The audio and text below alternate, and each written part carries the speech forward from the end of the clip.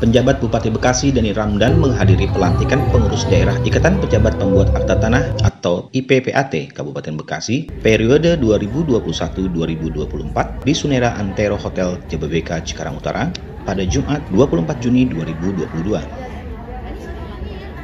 Dani Ramdan mengatakan kehadiran Pejabat Pembuat Akta Tanah atau IPPAT cukup strategis karena masalah administrasi pertanahan di Kabupaten Bekasi cukup kompleks dan tantangannya cukup tinggi.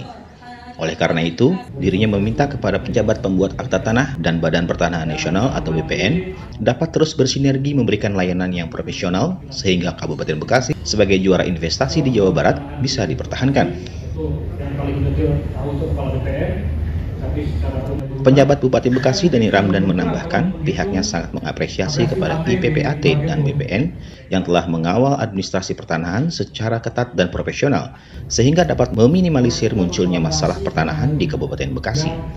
Jika digawangi oleh para pejabat pembuat akta tanah dan BPN secara ketat, secara berdisiplin, secara profesional.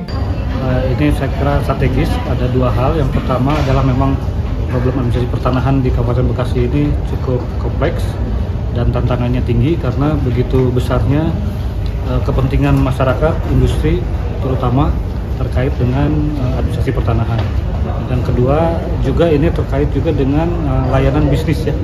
Kita ini Kabupaten Bekasi ini sangat bertumpu pada investasi dan salah satu kuncinya adalah layanan mulai dari administrasi pertanahan, perizinan dan sebagainya. Jadi kalau misalnya jajaran IPAT atas koordinasi dengan BPN bisa memberikan layanan yang profesional, ini insya Allah Kabupaten Bekasi sebagai juara investasi di Jawa Barat ini bisa terus dipertahankan. Yang ketiganya ya harus diakui juga bahwa pemasukan pendapatan asli daerah dari administrasi pertanahan ini juga cukup tinggi. Oleh karena itulah saya merasa perlu hadir secara pribadi di sini untuk memberikan dukungan, support dan apresiasi.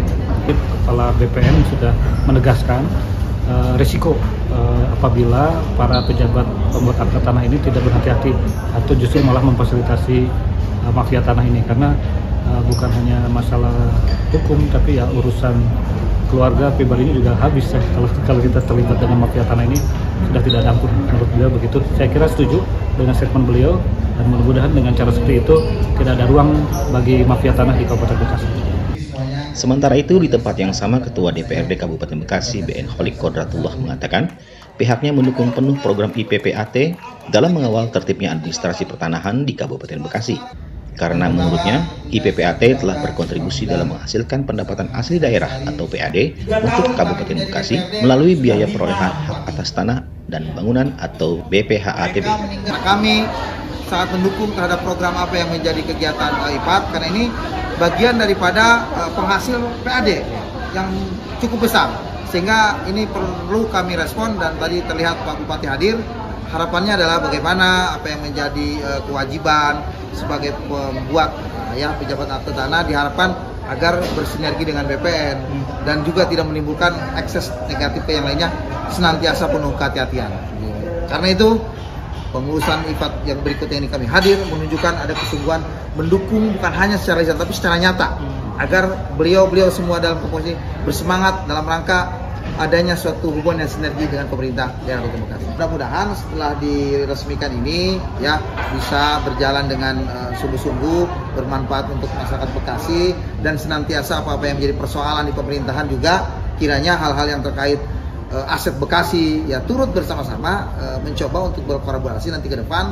Tadi sudah ada harapan pada akhirnya bisa membantu terhadap persoalan-persoalan pertanahan yang ada di Kabupaten Bekasi. Sementara itu, Ketua IPPAT Kabupaten Bekasi Artisa Kamelia mengatakan, pada kesempatan ini sebanyak 150 pengurus IPPAT yang dilantik. Oleh karena itu, dirinya meminta kepada pengurus IPPAT Kabupaten Bekasi untuk terus bersinergi dengan pemerintah daerah. Program-program kami tentunya mungkin melanjutkan yang sudah sebelumnya, seperti mungkin nanti tidak ada bidang keilmuan kepada anggota, kemudian sosialisasi terhadap peraturan-peraturan baru, kemudian juga tentunya yang sedang kami perjuangkan seperti yang tadi juga disampaikan oleh Bapak Ketua DPRD bahwa kami adalah sebagai salah satu pemberi pemasukan untuk PAD Kabupaten Bekasi melalui BPHTB. Tentunya kami akan saling berkoordinasi dan bersinergi dengan pemerintah daerah. Andre Muhammad Jafar, Ika Sofia, Newsroom Diskominfo Santik Kabupaten Bekasi, untuk Wibawa Mukti TV, laporkan.